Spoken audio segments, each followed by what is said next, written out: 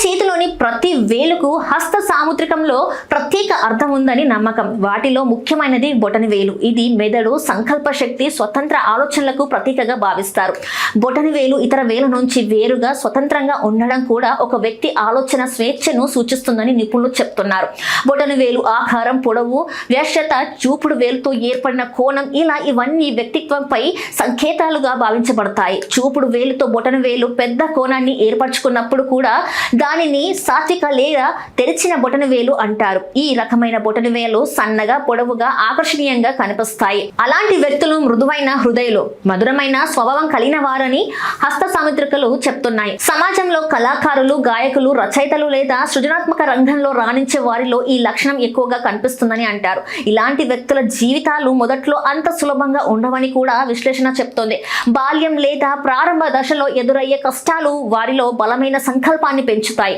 తక్కువ మాటలు, ఎక్కువ పనితో వారు తమకంటూ ప్రత్యేక గుర్తింపు తెచ్చుకుంటారు. క్రమంగా కష్టపడి కుటుంబ స్థితిని మెరుగుపరిచి విజయ గాథ రాస్తారని నమ్మకం. అయితే బొటన వేలు అతి పొడవుగా ఉండి చూపుడు వేలు రెండవ కీలు దాటితే దాన్ని అసమర్థులుగా పరిగణిస్తారు.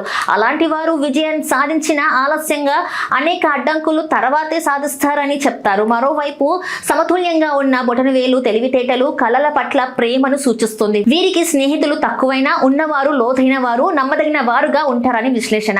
చూపుడు వేలుతో లంబ కోణాన్ని ఏర్పరిచే బలమైన బొటన వేలు స్తంభంలా నిటారుగా కనిపిస్తుంది. ఇది వెనక్కి ఎక్కువగా వంగదు. అలాంటి వ్యక్తులు ఆచరణాత్మకులు, తక్కువ మాటలు, ఎక్కువ చర్యలతో ముందుకు సాగుతారు.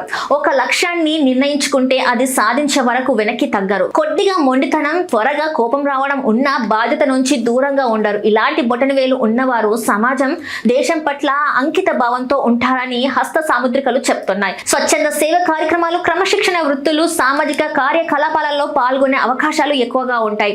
అదృష్టం కంటే కష్టపడి పనిచేయడం పైనే వారు విశ్వాసం ఉంచుతారు. ఇక బొటన వేలు చిన్నగా ఉండి చూపుడు వేలుతో చిన్న కోణాన్ని ఏర్పరచుకున్నప్పుడు దానిని తీవ్రమైన కోణ బొటన వేలు అంటారు.